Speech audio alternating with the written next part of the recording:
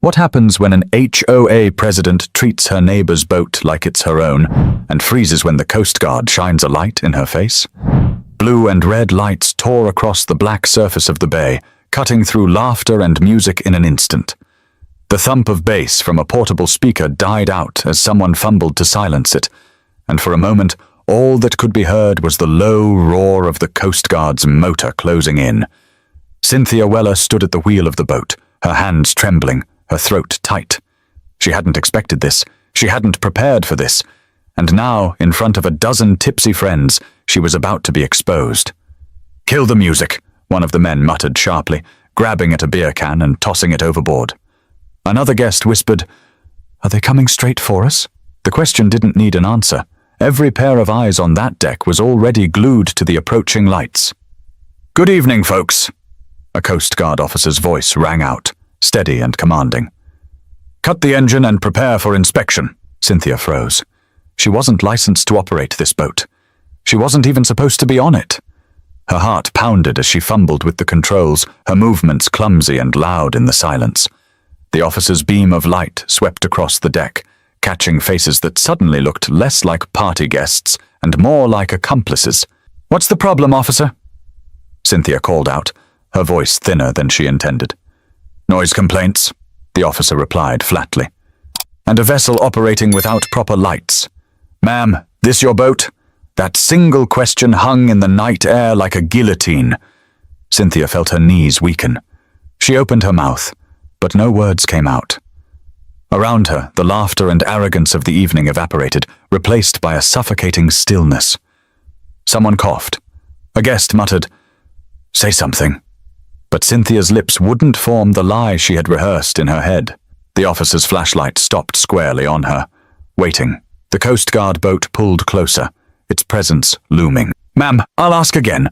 Are you the registered owner of this vessel?" Every fiber of Cynthia's body screamed for her to answer, but she was paralyzed.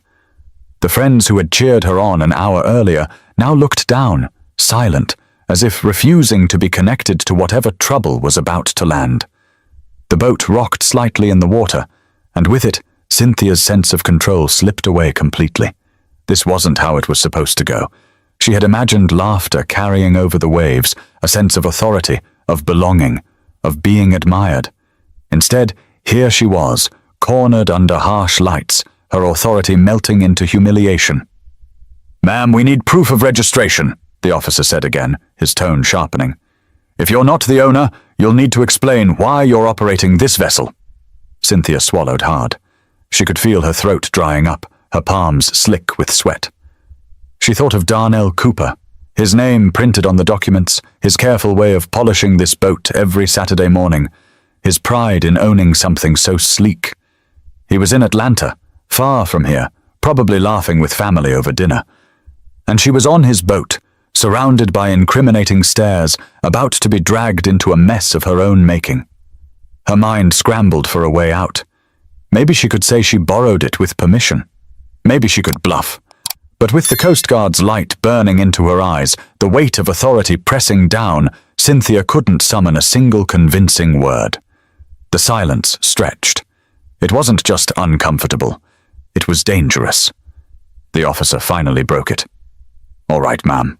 Cut the engine now. We'll handle this properly." The words struck Cynthia like a sentence being read aloud in court. She fumbled with the keys, nearly dropping them, before the engine finally went quiet. The water lapped against the hull in the sudden stillness, amplifying every shallow breath she took. Her guests avoided her gaze, and one by one they seemed to fold in on themselves, realizing this night wasn't ending in laughter, but in reports, paperwork, and possible charges. The Coast Guard officers secured the boat, stepping aboard with an authority that no one dared to challenge. Cynthia's eyes darted between their stern expressions and the scattered empties rolling across the deck. Her pulse thundered in her ears. She had crossed a line, and now she was trapped on the wrong side of it. But this wasn't the beginning of her fall. It was the moment her choices caught up with her. And it all started long before the flashing lights appeared on the water. But before the Coast Guard stop turned her night into a public humiliation, the story began with a neighborhood, a new HOA president, and a temptation that refused to stay quiet. 2 days earlier, the neighborhood along Mission Bay in San Diego looked like the picture of order. Houses with sharp lines and manicured lawns stood in neat rows, their trimmed hedges and polished driveways giving off a sense of quiet pride. This wasn't the sort of place where drama usually spilled out into the open, but behind closed doors, the Homeowners Association, the HOA, was its own battlefield. At the head of it all now sat Cynthia Weller, 47 years old, sharp blazer always pressed, hair tied back in a way that said she wanted control of everything she touched. Cynthia hadn't lived in the neighborhood long, but she had a knack for convincing people she was the most competent person in the room. When elections rolled around that spring, she beat out a long-standing board member and claimed the president's seat with a smile that didn't quite reach her eyes. Neighbors described her as ambitious. Others, less politely, said she enjoyed authority too much. She organized meetings with rigid schedules, enforced rules with sudden strictness, and gave the impression that she, not the collective residents, was the one calling the shots. Across the street lived Darnell Cooper, 42, a software engineer who had been in the neighborhood for nearly a decade. Where Cynthia was loud and always pushing, Darnell was steady. He didn't say much at HOA meetings, but when he did, his words carried weight. He wasn't the kind to show off, but his boat, docked proudly in the marina just 5 minutes away, caught attention on its own. A sleek white Sea Ray Sundancer, polished weekly until it gleamed like new. Other boat owners at the marina often asked him for maintenance tips, and he gladly shared. Darnell worked hard for what he had. Weekdays were long hours in front of multiple monitors, fixing code and troubleshooting problems that would have fried someone else's patience. Weekends were his risa, cleaning the boat, taking it out on the bay, sometimes inviting close friends for a quiet ride. For him, the boat wasn't just a luxury, it was a reward, a piece of stability. That week, though, he wasn't in San Diego. He had packed a bag, locked up his home, and driven to the airport for a flight to Atlanta, where his parents lived. It was his mother's birthday, and missing it wasn't an option.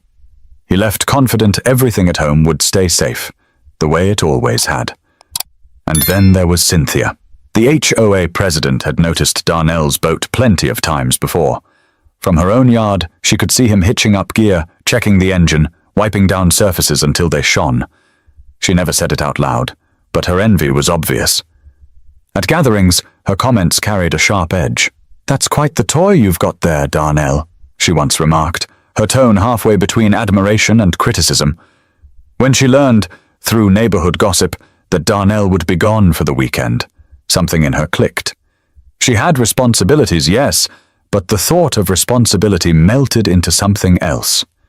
Temptation. The marina security wasn't airtight. Residents often strolled in and out, and as HOA president, she believed she carried a certain untouchable authority. If anyone questioned her, she could flash a confident smile and explain it away. Still, temptation needed a push. That came in the form of her friend Margot Bell, a lively woman with a mischievous streak who always encouraged Cynthia's bold ideas. One glass of wine too many on Friday afternoon, and Margot leaned in with a grin. "Why don't we take that boat out?" "Just for fun." He'll never know, Cynthia laughed at first, but her mind didn't let it go. She thought about how people looked at her in meetings, half admiring, half suspicious. She thought about the power of being seen not just as the HOA president, but as someone who owned the night. And suddenly, the idea of steering Darnell's prize boat across the bay while people laughed and cheered around her felt irresistible. By Saturday afternoon, she had made her decision. She gathered a small circle of friends, people who were always ready for a thrill and never the type to ask too many questions. "Bring drinks," she instructed. "We'll head out after dark. It'll be easier then." The plan was reckless, but it had a dangerous logic to it. In her mind, she wasn't stealing. She was borrowing. Just a few hours, just one night.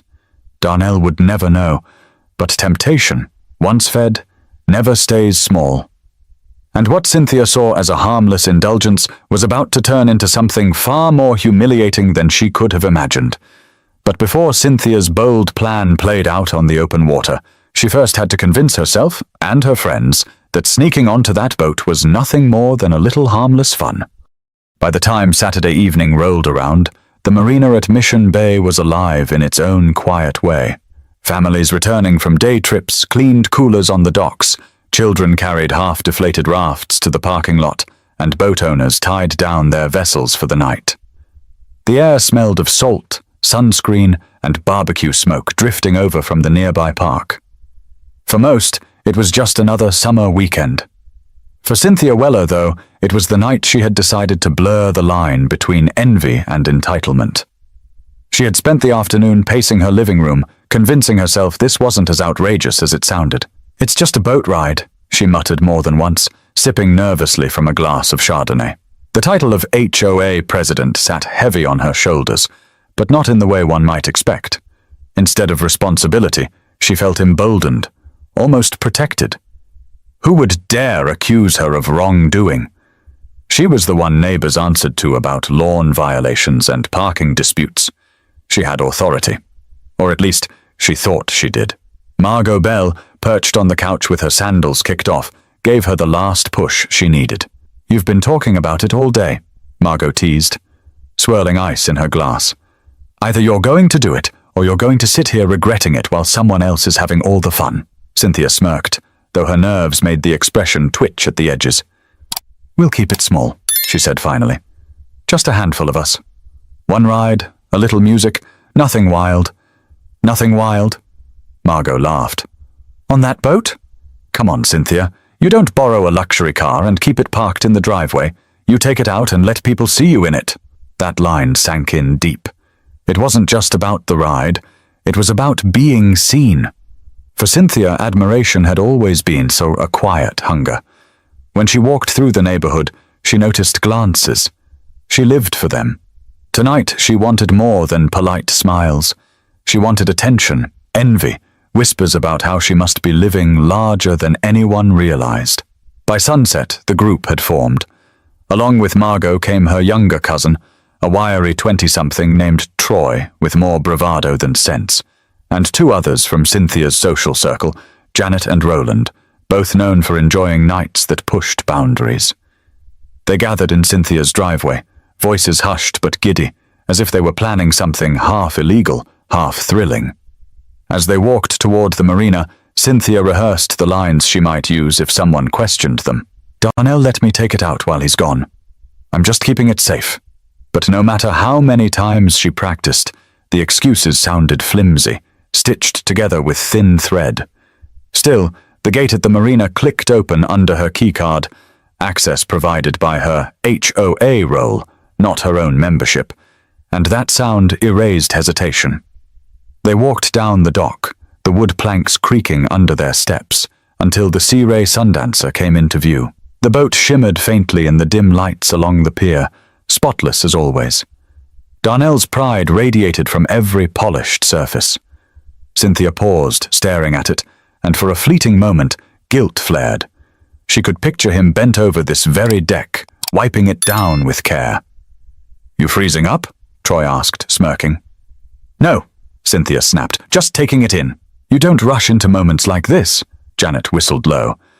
"He keeps it cleaner than my kitchen." "You sure he's not going to notice?" "He won't," Cynthia replied, though her tone was sharper than intended. "We'll be careful." One by one they climbed aboard. The deck lights flicked on, soft and inviting, and the cabin below smelled faintly of lemon cleaner. Margot's laughter broke the tension. "Well, look at you, Captain Cynthia. Feels natural, doesn't it?" Cynthia gripped the wheel, pretending confidence. She didn't know the first thing about maritime controls, but pride wouldn't let her admit it. "Of course it does," she lied smoothly. "Now help me untie us." With Troy fumbling at the ropes and Roland fiddling with the speaker, the boat shuddered, then eased away from the dock. Cynthia's chest swelled with a rush she hadn't felt in years. As the marina lights grew smaller, she could almost believe it was hers. The boat, the night, the admiring eyes of her companions. "Turn up the music!" Margot shouted, her hair whipping in the breeze. A bass-heavy track filled the air, carrying across the water. Cynthia laughed then, too loud, too wild, and for a while she forgot the weight of risk entirely. but temptation doesn't stop growing once you feed it. The boat cut deeper into the bay, music blaring, voices rising, until the sound carried back to shore and into the ears of neighbors who knew very well that Darnell Cooper was hundreds of miles away. But while Cynthia basked in the thrill of playing captain, word was already spreading along the marina that something didn't look right, and trouble had a way of finding its way onto the water. By the time the boat cleared the marina, the bay opened wide in front of them, like an invitation. The sun had dipped fully below the horizon, leaving streaks of orange fading into purple. The air cooled, but the energy on the deck only heated up. Cynthia stood tall behind the wheel, her back straighter than usual, chin slightly raised. To anyone watching, she might have looked like she belonged there. To herself, she felt like she was balancing on the edge of a cliff, terrified and exhilarated all at once. "Turn it louder!" Troy yelled, already on his third beer. He waved his arms in the air like they were at a concert, not on stolen property. The speaker thumped, bass bouncing across the water. Roland leaned against the railing, his phone out. "This is insane," he said, though his grin betrayed no worry. "I'm posting this." Cynthia spun on him so quickly the boat rocked. "You are not," she snapped. "No photos, no videos, not one." Roland held up his hands in mock surrender. "Fine, fine. You're the boss, Captain." Her title dripped with sarcasm, but Cynthia clung to it anyway. "Captain?" "Yes, that's what she was tonight." Margot, always the instigator, tossed her sandals aside and danced barefoot across the deck. "Loosen up, Sin. Look at you, running the HOA by day, running the bay by night. Tell me that doesn't feel good?" Cynthia's laugh was sharp, but genuine this time. It did feel good. Too good. The rhythm of the waves beneath her, the sound of her friends cheering. It created a heady mix. She imagined the other homeowners seeing her now, not as a rule enforcer, but as someone untouchable, someone they'd gossip about in admiration. Janet sipped from a plastic cup, her tone more cautious. "You sure you know what you're doing? Boats aren't cars. If the Coast Guard sees us, they won't." Cynthia cut her off quickly. "Relax. We're not hurting anyone. Just a little ride. Nothing more." But her words sounded thinner than she intended, because even as she said them, she knew this wasn't just a little ride. She was risking more than her reputation. She was risking exposure, humiliation, maybe worse. The group didn't notice how far they had already gone. The marina was a cluster of distant lights now, and their laughter carried freely across the bay. A passing kayak slowed, its paddler frowning at the blaring music. "Keep it down!" he shouted. Troy leaned over the railing and hollered back, "Mind your own business!" His voice echoed, and laughter followed. Cynthia forced a smile, but inside, her stomach tightened. Encounters like that could bring attention, and attention wasn't what she needed. Not from strangers who didn't know the plan, not from anyone who might remember the sight of her at the wheel. Still, the show had to go on. She grabbed the throttle with one hand, steadying the wheel with the other, and pushed them farther out. The boat surged, splitting the water, sending cheers across the deck. For a few fleeting moments, the doubt in her mind dulled beneath adrenaline. Janet edged closer, voice low enough only Cynthia could hear. "I'm serious, Sin. This could go bad fast." "You sure you want to keep going?" Cynthia didn't answer right away. Her eyes fixed on the horizon, but her thoughts were tangled. Every part of her wanted to keep pressing forward, to cling to the power she rarely felt in her day-to-day life. Being HOA president gave her a title, yes, but not this raw sense of ownership, of command. Finally, she looked at Janet and forced a smirk. "When's the last time you felt alive, Janet?" "Really alive? Tonight, that's what this is?"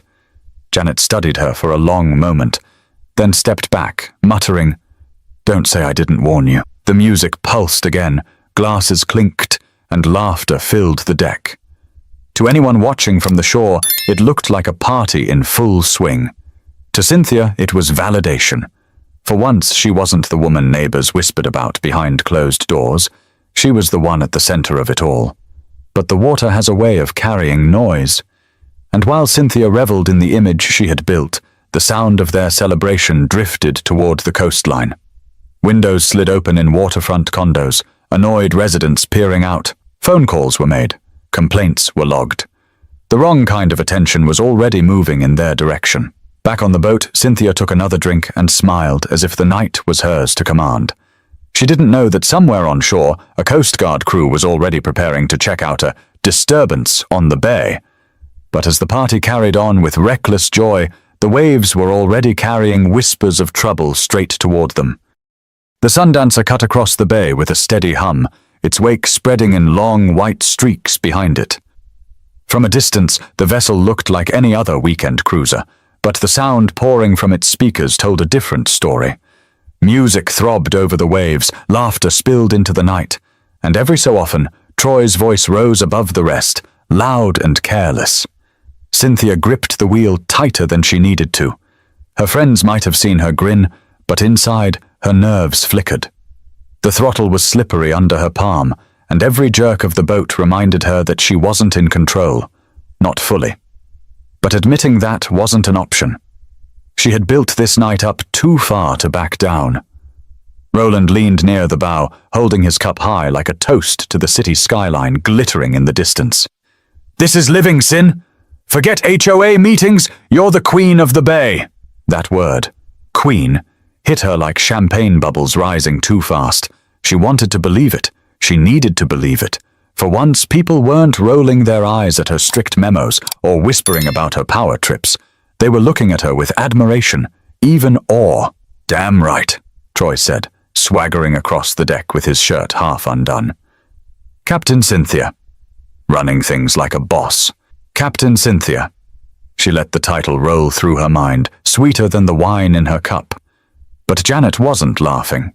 She sat near the cabin steps, arms folded, eyes flicking between the shoreline and the flashing of distant lights from other vessels. "You're pushing it, Sin. Look around. Boats this size don't go unnoticed." Margot twirled in place, hair flying. "Ignore her. She's always worried about something." "You're fine, Sin. Just keep us steady." Cynthia flashed a smile, but her jaw was tight. "Relax, Janet. We're not breaking any laws." "It's just a ride," Janet raised an eyebrow. "Really? No license, no permission, open drinks, music blasting? You don't call that breaking rules?" The words dug at Cynthia, but she swallowed them down. She wouldn't let one person's fear spoil the image she had worked so hard to build tonight. "No one cares, Janet. It's the bay. Everyone's out here having fun." Yet as the words left her lips, a deep anxiety began to coil. Because everyone wasn't out there having fun. Not like this. On shore, lights flicked on in apartments facing the water. A man on his balcony scowled, his phone pressed to his ear. Two joggers on the boardwalk stopped to watch the bright boat weaving erratically. Even another boat owner, adjusting ropes at the marina, muttered, "That's Cooper's Sundancer. But that's not him at the wheel." Back on deck, Troy sloshed his drink dangerously close to the controls. "Let me steer, Sin. I've driven a jet ski before. Same thing, right?" "Sit down," Cynthia snapped, sharper than she meant. "This isn't a toy." "Neither is this party," Roland joked, raising his cup again. But when his eyes caught Cynthia's stern expression, he backed off. The music drowned the silence for a while, covering nerves with noise. Yet no one could fully shake the thought that they were dancing on the edge of something bigger than a party. The bay had its rules, and rules didn't bend easily, not even for an HOA president who thought her title gave her immunity. Cynthia stared at the horizon. The lights of Coronado Bridge twinkled in the distance, but her focus was broken when a kayak drifted near, the paddler frowning at the scene. He didn't shout this time. He simply stared for a moment, shook his head, and paddled toward shore. That look, the quiet judgment, struck Cynthia harder than Troy's teasing or Janet's warnings. It was the kind of look she had given others before, condemning, certain, and it unsettled her far more than she wanted to admit. Still, the current pulled her forward. Every laugh from her guests, every thump of the bass, every shout that carried across the water wrapped her deeper in the fantasy. She told herself she deserved this. She worked harder than most, held more responsibility than most. What was one night? What was one ride? Yet the bay had its own audience, an audience she couldn't charm or silence. because somewhere back at the Coast Guard station, reports of a noisy vessel causing disturbance near the marina were being logged. And officers, already accustomed to holiday weekend antics, were dispatched to check it out. On the Sundancer, Cynthia's confidence teetered. She masked it with laughter, with another sip, with another push of the throttle. But her guests, even Margot, felt the undercurrent. They cheered louder, danced harder, drank faster, as if drowning out the knowledge that they were pushing luck too far. For Cynthia, the night had started with envy. Now it was spinning into recklessness. And though the bay stretched endlessly in front of her, the walls around her choices were already closing in.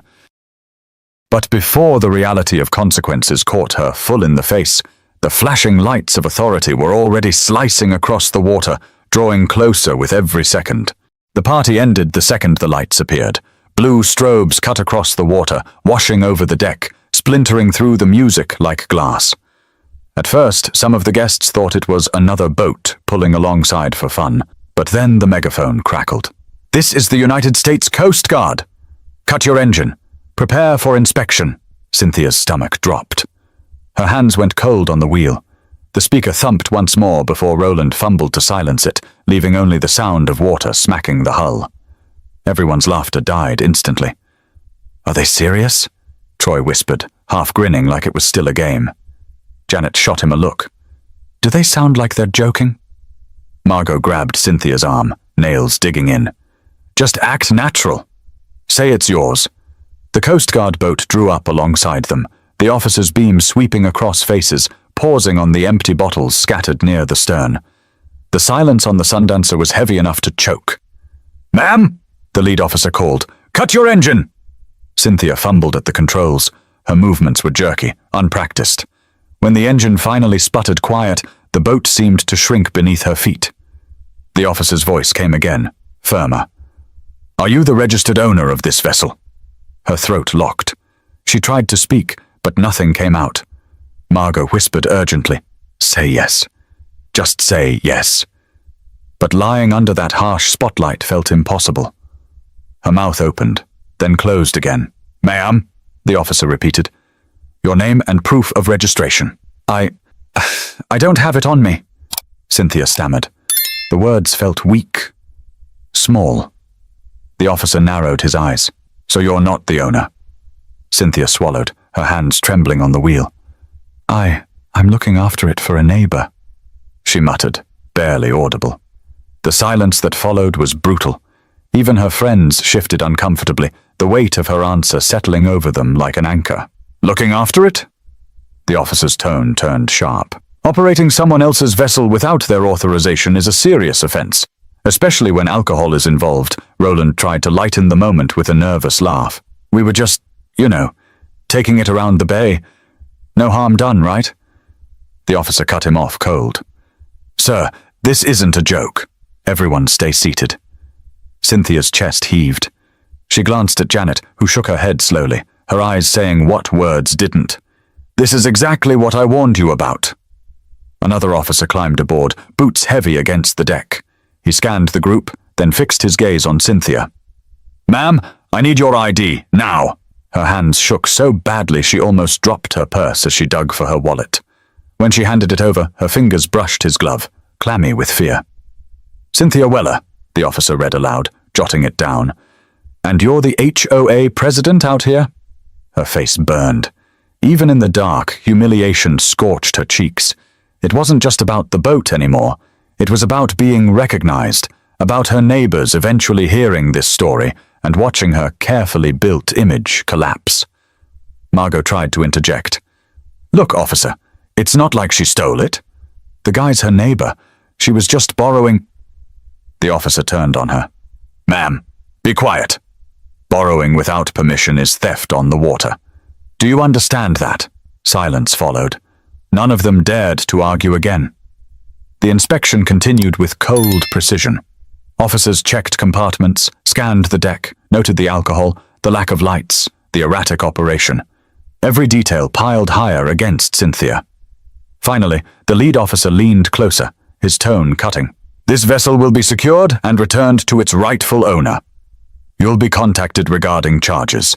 For tonight, you're lucky we're not hauling all of you in." Cynthia's eyes blurred. She wanted to scream at Margot for planting the idea, at Troy for his recklessness, at herself most of all. But no words came. Only the hollow echo of her choices rang in her head. Her guests sat stone still, drained of their earlier bravado. The officers stepped back onto their own boat, but the damage was already done. The Sundancer, once a symbol of envy, now felt like a stage where Cynthia's worst humiliation had just played out in front of an unlynching audience. The silence lingered even after the Coast Guard pulled away. Not one person spoke. Not one dared to break the air thick with shame. Cynthia stared at the wheel, hands still trembling, the word thief pounding in her ears. She had wanted power, attention, admiration. Instead, she had ended up stripped of it all in the harshest way possible. But the confrontation wasn't the end. It was only the beginning of the fallout, because word in a community spreads faster than the tide. By the time Cynthia and her guests brought the Sundancer back to the marina, the thrill had bled out of the night. They docked in silence, each step on the creaking planks heavy with the knowledge that what had happened couldn't be erased. The Coast Guard hadn't cuffed them or dragged them away, but the damage was already sealed. As Cynthia climbed off the boat, she could feel the weight of eyes on her. A few boat owners were still milling around despite the late hour, finishing their cleanups or checking their ropes. She swore she saw one man lean toward another and whisper. Her face burned, though no one said her name aloud. Margot tried to smooth it over as they walked the dock. "Nobody's going to care, Cyn. Honestly, people do crazier things all the time. It's just a story." Cynthia stopped short, her voice sharp. "A story? That's the problem. It's already a story. By tomorrow, half this marina will be talking about it." Roland muttered under his breath. "Yeah, and none of them will forget who was at the wheel." "Enough!" Cynthia snapped, but her voice wavered. Janet, trailing behind, finally spoke what the others wouldn't. "You should have listened. I told you this wasn't just fun and games. That man takes care of this boat like it's his child. And you treated it like a prop." Cynthia whirled on her, eyes flashing. "Don't preach to me. You came along, didn't you?" Janet didn't flinch. "I came because I thought you'd come to your senses before it got out of hand. I was wrong." They parted ways at the parking lot. Cynthia left standing alone under the yellow glow of the streetlights. The cool night air couldn't wash away the sweat clinging to her neck. She could already picture the whispers at the next HOA meeting, the smug faces of those she had outmaneuvered in the election. Her chest tightened with dread. And she wasn't wrong. By the next morning, conversations were buzzing along the docks. A retiree named Carl Preston told his neighbor over coffee, "Saw Weller on Cooper's Sundancer last night." Coast Guard had them pulled over. She looked like a deer in headlights. At a nearby slip, a woman cleaning her deck leaned over to another boat owner. It wasn't hers. Then what was she doing behind the wheel? The story spread like gasoline meeting a spark. Each retelling grew sharper. Some said she was nearly arrested. Others claimed she tried to lie and got caught. A few added details that weren't true, but fit the picture well enough. Empty bottles, music blasting, a group too loud to ignore. By noon, Cynthia's phone was already lighting up with texts. One message read, "Heard you had quite the adventure last night. Everything okay?" Another, less polite, "Borrowing neighbors' boats now?" She didn't reply. She couldn't. At the marina office, the manager shook his head as he updated Darnell's file. "He's not going to be happy when he hears this," he muttered, sliding a note into the folder marked with Darnell Cooper's name. Even Cynthia's allies started to back away. Margot avoided calls. Roland stayed quiet online. Only Janet, in her steady way, sent a single message. "You need to own up before someone else tells him first." Cynthia stared at it for a long time, but didn't respond. Pride chained her silence, but fear was starting to eat through the links. Meanwhile, Darnell's absence only made the tension grow. Neighbors who might have let it slide if the owner had laughed it off instead speculated about how furious he'd be. Some pitied him, others were eager for the drama. But everyone agreed on one thing. Cynthia Weller had crossed a line. That evening, Cynthia pulled her blinds shut and sat alone in her living room, every tick of the clock louder than the last. She kept replaying the officer's words, the humiliation on the water, the way her friends had avoided her gaze as the lights bore down. For years, she had built her reputation as the woman in charge, the one people didn't question. Now she was the punchline to a story she couldn't control.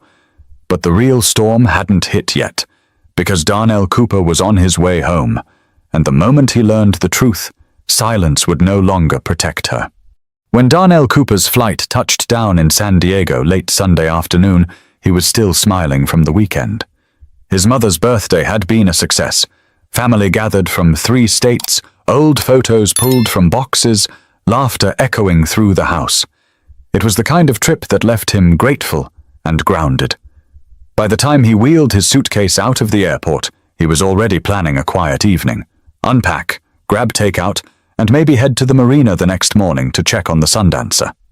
But before he even reached his car in long-term parking, his phone buzzed with a voicemail. He didn't recognize the number, but the message was short and clipped. Mr. Cooper, this is Jerry from the marina office. We need you to stop by when you get a chance. Something happened with your vessel this weekend. Darnell froze. Something happened? His first thought was storm damage, maybe vandalism. He frowned, replaying the message. The tone didn't sound like property damage. It sounded awkward, hesitant. He drove straight to the marina. When he walked into the office, Jerry, a stout man in his 60s with sunburned skin from decades on the water, looked up from behind the counter. Darnell, he said, shifting uncomfortably. Glad you're back. Listen, we had an incident. Darnell set his jaw. What kind of incident? Jerry hesitated, rubbing the back of his neck. Your neighbor, Cynthia Weller. She took your boat out Friday night, without permission, I take it? For a moment, Darnell didn't move. The words seemed to hang in the air, bouncing around his skull. She what? Coast Guard stopped her, Jerry continued quickly, lowering his voice. Noise complaints. Said she couldn't provide proof of ownership. They logged it and let her dock again. But, well, word's gotten around. Folks are talking. Darnell felt heat rise in his chest, spreading fast. His boat wasn't just a possession. It was years of work, discipline, saving every extra dollar until he could finally buy it. And she had treated it like a toy, like something she could claim just because she wore the title of HOA president. Where is she now? He asked flatly. Jerry shrugged. Home, I suppose. Look, I'm not trying to stir it up, but if I were you, I'd handle it quick. Before the gossip twists it further, Darnell nodded stiffly, turned, and left. He didn't even stop at the dock.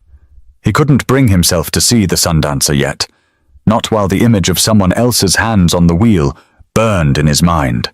He drove straight to Cynthia's house. She was in the kitchen when the knock came, clutching a mug of coffee she hadn't touched. Her stomach sank at the sound. She didn't need to look to know who it was. She opened the door anyway. There stood Darnell, arms crossed, eyes locked on hers with a sharpness that made her want to shrink. Darnell, she started weakly.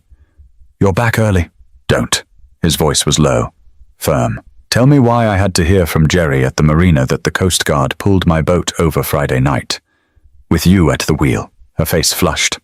Words tangled in her throat. I was just keeping an eye on things. I thought. You thought what? His voice rose, cutting through her stammer. That being HOA president gave you the right to take my property without asking? To throw a party on it like it was yours? Margot's words echoed in Cynthia's head. Say it's yours. Just say it's yours.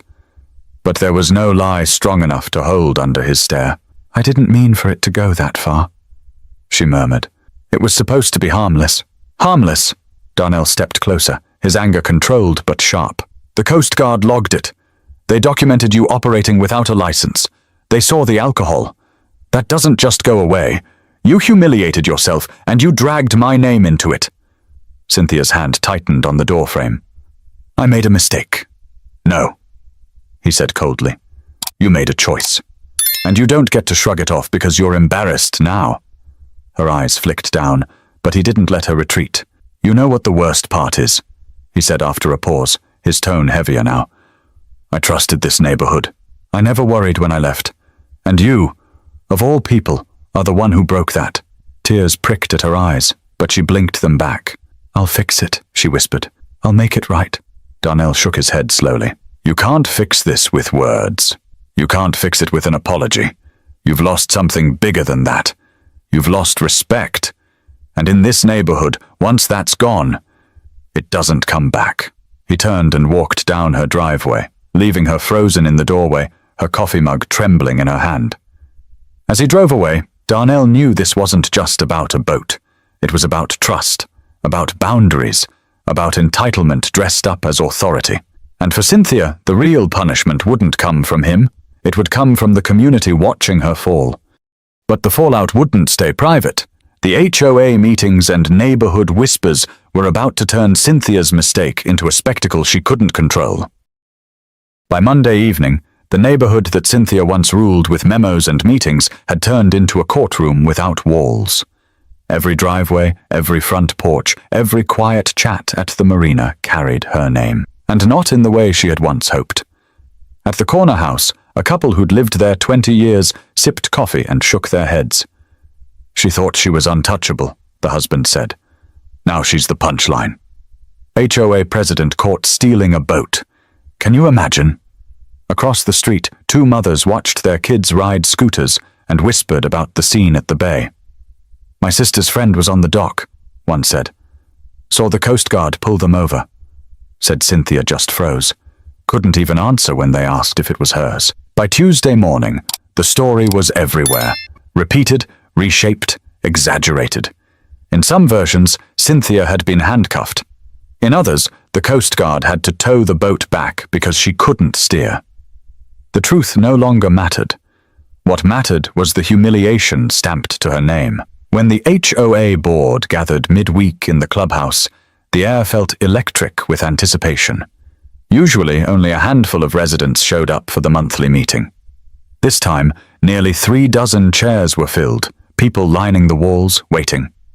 Cynthia walked in with her binder pressed to her chest like a shield. She wore the same blazer she had worn the day she won the presidency, but the fabric felt heavier, the fit tighter. Murmurs rippled as she took her seat at the front. The vice president, a soft-spoken man named Harold Benton, cleared his throat. We'll begin with old business.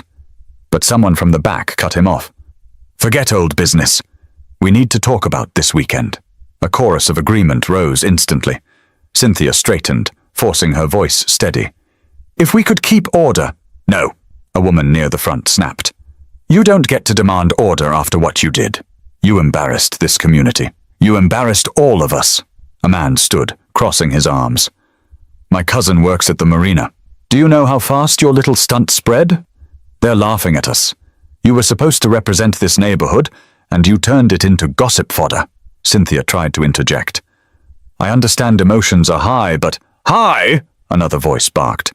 You stole from your neighbor. That's not high emotions, that's fact. Margot, seated near the back, lifted a hand as if to defend her.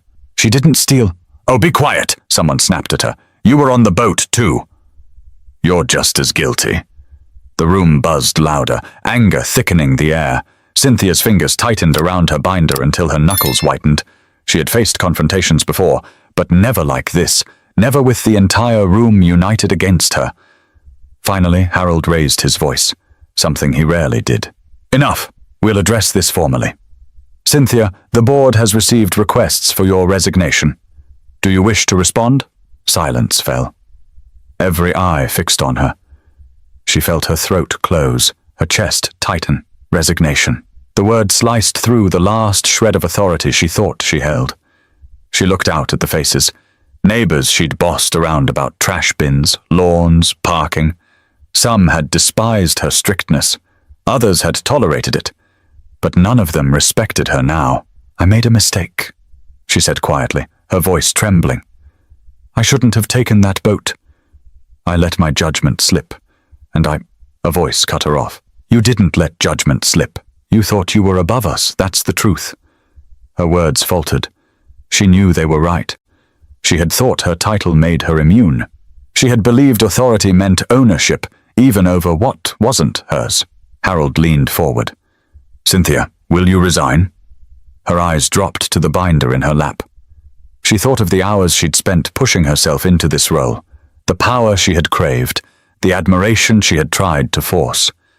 And then she thought of the Sundancer, gleaming under Darnell's careful hands, and how easily she had trashed something precious just to feel important. When she finally spoke, her voice cracked. "Yes, I resign." Gasps and murmurs filled the room, but underneath them was something heavier. Satisfaction. Cynthia gathered her binder, stood, and walked out without looking back. The night air hit her face, cool and sharp, but it didn't clear the heaviness in her chest. For the first time in years, she wasn't in charge. She wasn't feared. She wasn't admired. She was stripped bare, left only with the weight of her own choices. Inside, the meeting went on without her, the community already moving past her presence. Outside, Cynthia stood alone under the street lamp, realizing that losing her title wasn't the real punishment. The real punishment was knowing she had built her identity on authority, and now she had none left. But while Cynthia tried to swallow the bitter taste of public downfall, the moral of her story was already taking shape, because mistakes made in arrogance rarely stay private, and consequences always come home. For the rest of that week, Cynthia Weller stayed indoors, curtains drawn, lights dim. She avoided the mailbox, avoided the marina, avoided the neighborhood she once controlled with a clipboard in her hand. Every knock at the door made her stomach knot. Every ping of her phone felt like another reminder of how fast a reputation could collapse. Her resignation spread quickly, but not faster than the story itself. By Friday, Cynthia's name wasn't just whispered in driveways, it was cemented in the neighborhood's memory as a cautionary tale. At the marina, people pointed to the Sundancer and shook their heads, telling newcomers, "That's the boat she thought she could take." At HOA gatherings, her name became shorthand for arrogance, and in the quiet moments of her own home, Cynthia replayed the night again and again, trying to find the moment she could have turned back. Across the street, Darnell kept to himself. He didn't throw accusations or stir gossip. He didn't need to. His silence carried more weight than words. He spent Saturday morning on the dock, polishing the Sundancer the way he always had. Neighbors passed and offered small nods of respect, not pity. They knew the truth. He hadn't lost anything that mattered. His boat was intact, his reputation untouched. Cynthia was the only one who walked away diminished. Late that afternoon, Cynthia finally gathered the courage to cross the street. She found Darnell at the marina, rag in hand, the sun glinting off the spotless deck. "Darnell," she began, her voice fragile. He didn't look up immediately. When he did, his eyes were calm, but they held no warmth. "What do you need, Cynthia?" She swallowed hard. "I wanted to apologize, truly. I can't take back what I did, but I can at least say I'm sorry." He set the rag down, leaning on the railing. "Do you know why this hurts?" he asked evenly. "It's not the Coast Guard. It's not the gossip. It's because I trusted you. We all did. You thought your title meant permission, but titles don't give you character. Choices do." The words landed heavier than any shout.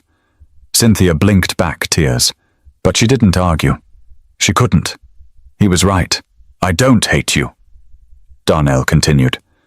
"But I don't trust you, and trust, once broken, isn't easy to rebuild." For a long moment, Cynthia stood there, the hum of boats in the background, the weight of her mistake pressing down. Finally, she nodded, turned, and walked back up the dock, her footsteps slow, deliberate. The neighborhood never fully welcomed her back. She stayed on. Yes, her house remained, her name still on the mailbox. But her presence was different. Where once she had walked with authority, now she carried quiet. People didn't fear her rules anymore. They pitied her downfall. And maybe that was the real lesson, because authority without respect is nothing more than a mask, and masks always crack. Cynthia had learned that the hard way. That one reckless night could undo years of image building. She had reached for admiration through shortcuts, and instead, she earned isolation. Darnell, meanwhile, became the quiet hero of the story, not because he sought it, but because he represented what the community valued: respect, responsibility, Trust. He didn't demand recognition. He simply lived it, and people noticed. The story of the Sundancer became a neighborhood parable, retold with a shake of the head, a reminder that arrogance sinks faster than any boat. And that's the life lesson worth carrying. Boundaries matter. Respect matters. When you treat what belongs to others as if it's yours, you don't just take property, you take trust. And trust is priceless. So ask yourself, what kind of reputation are you building right now? One that leans on titles or one that stands on character? If this story made you stop and think, remember this. Every choice writes a story about who you are. Make yours one worth repeating. Don't forget to subscribe for more stories like this, where real choices lead to real consequences, and the lessons last longer than the gossip.